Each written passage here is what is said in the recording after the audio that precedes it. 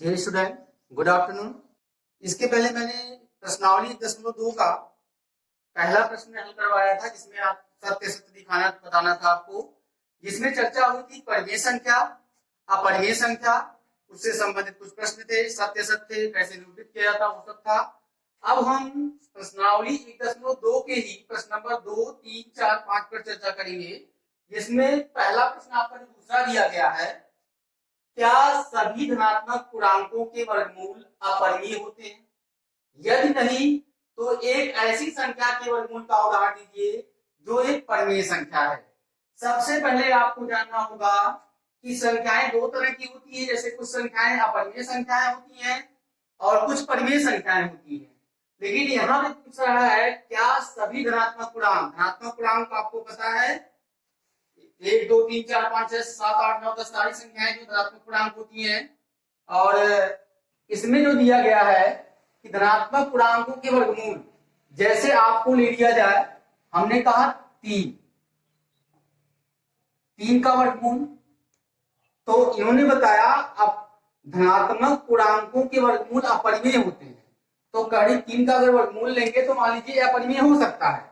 लेकिन उन्होंने कहा क्या सभी धनात्मक पूर्णांक? अब हमने धन 3 लिया,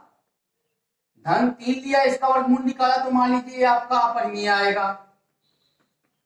लेकिन अगर हम 4 की बात करें, धनात्मक पूर्णांक 4 ले, 4 का वर्गमूल 2 होगा, और 2 क्या है? परिमेय संख्या है। 2 क्या है? परिमेय संख्या है। तो कहने का मतलब यह है कुछ संख्याएं ऐसी होती हैं जिनका वर्गमूल निकालेंगे तो अपरिमेय संख्या आएगी, लेकिन कुछ ऐसी भी संख्याएं हैं जिनका वर्गमूल निकालेंगे तो परिमेय संख्या आएगी। उदाहरण के तौर पर हमने बताया कि 3 का वर्गमूल निकालेंगे तो अपरिमेय संख्या आएगी, लेकिन कड़ी 4 का वर्गमूल निकालेंगे अर्थात 4 का वर्गमूल निकालेंगे तो 2 आएगा, 2 परिमेय संख्या है। अतः प्रश्न के अकॉर्डिंग है क्या सभी धनात्मक पूर्णांक के वर्गमूल अपरिमेय होते हैं? तो आप लिखेंगे नहीं, सभी धनात्मक पूर्णांक के वर्गमूल अपरिमेय नहीं होते हैं। आगे कहा कि यदि नहीं तो क्या ऐसी संख्या के वर्गमूल का उदाहरण दीजिए। आप कड़ी 4 देंगे, वर्गमूल 4 का वर्गमूल लेंगे 2 आएगा, फिर देने के लिए आप 9 ले सकते हैं तो 9 का वर्गमूल 3 होगा। इसी प्रकार आप लेना चाहें तो फिर कड़ी 16 ले लीजिए, 16 का वर्गमूल आपका 4 आएगा। तो इस तरह बहुत ऐसी संख्याएं हैं जिनका वर्गमूल निकालेंगे तो परिमेय संख्या आएंगी। तो आप इस तरह से आपका दूसरे प्रश्न का हल हो गया। अब आगे हम देखेंगे प्रश्न नंबर 4। प्रश्न नंबर 4 दिया गया है, 3 भी दिया गया, दिखाइए कि संख्या रेखा पर कड़ी 5 को किस प्रकार निरूपित किया जाए। और चौथा क्वेश्चन है संख्या रेखा पर कड़ी 13 का स्थान निर्धारित कीजिए। तो जैसे मान लीजिए हमने अभी मौके पे 13 का लिया, 0 से हमने 4 तक की संख्या रेखा पर संख्याएं लिखी। उसके बाद हमने कहा हिंट में संकेत में आपको दिया है कड़ी 13 को 13 बराबर 3 का वर्गमूल धन 2 का वर्गमूल। तो 3 का वर्गमूल जैसे हम 13 को तोड़ेंगे तो 13 का को जब हम तोड़ेंगे तो आएगा 13 बराबर 3 का वर्गमूल धन 2 का वर्गमूल। 3 का वर्ग धन 2 का वर्ग, तो 3 का वर्ग क्या हो जाएगा 9, और 2 का वर्ग कितना हो जाएगा 4, 9 4 13 हो जाएगा। तो हमने संख्या रेखा पर पहले यहाँ 3 तक की संख्याएं निकाली, फिर ऊपर हमने 2 इकाई की संख्या ली, उसके बाद हमने 0 से लेकर के इसको यहां तक संख्या रेखा के लिए ये लाइन खींची। जो ये संख्या रेखा है, जो लंबवत रेखा खींची गई है, जिसका कोई भी नाम दे दीजिए, जैसे ओ ए बी दिया गया, यहां मान लीजिए हम सी ले लें, ठीक है, यहाँ पे काट रहा है। तो जब यह आपकी 3 इकाई यूनिट हो गई और यह 2 इकाई हो गया, यह 3 इकाई हो गया और 2 इकाई मात्रक हो गया, तो यहां से हम गोला प्रकार की सहायता से एक ऐसा यह दूरी लेकर के ओ आप लेने के लिए यहां चाहो तो सी ले लो, ओसी की दूरी लेकर के एक ऐसे चाप लगाएंगे जो संख्या रेखा ओ को कहीं ना कहीं काटेगा।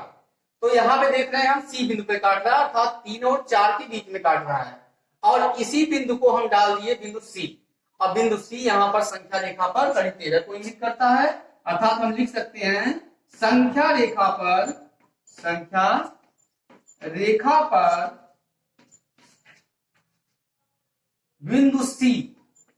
बिंदु सी कड़ी 13 या 13 के वर्गमूल को निरूपित करता है। निरूपित या चिन्हित, निरूपित करता है। इसी प्रकार आप 5 को भी चाहो तोड़ सकते हो। 5 का मतलब ये था कि जैसे मान लीजिए आपने संख्या रेखा पर शून्य से शुरू किया, 0 1 2 3 4 संख्याएं ली और आपको 5 लेना है, तो 5 को पहले हम तोड़ेंगे।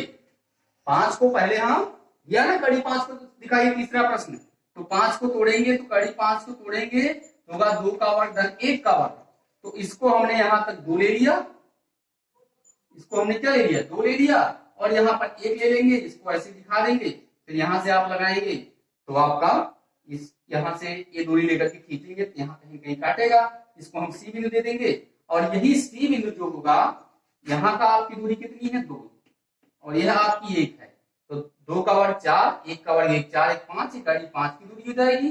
जब हम चाप लगाएंगे दूरी लेकर के, ओ ए की दूरी यहाँ ए लिखते हैं, तो यह जो संख्या रेखा पर जहां काटेगी, अर्थात ये 2 और 3 के बीच काट रहा है सी बिंदु पर, और यही सी बिंदु कड़ी 5 को चिन्हित करेगा। अर्थात कहने का मतलब है, कड़ी 5 को हमने बताया यहाँ पे, यहाँ कड़ी 13 को बताया गया संख्या रेखा पर कैसे चिन्हित करेंगे। इसी प्रकार आप कड़ी 17 को भी इंटर में दिया गया है कि 4 का वर्ग धन 1 के वर्ग में तोड़ेंगे, और उसी प्रकार संख्या रेखा पर लिख सकते हैं। तो हमने आपको दूसरा प्रश्न और चौथा प्रश्न और तीसरा प्रश्न समझा दिया है। बाकी आपके 5वें प्रश्न बचे हैं, और तीसरे में थोड़ा सा व्यवस्थित आपको लिखना है। ये दोनों प्रश्न आप करेंगे, और कोई समस्या होती है तो फिर कमेंट के माध्यम से या मतलब मोबाइल के माध्यम से आप हमको सूचित करेंगे। धन्यवाद।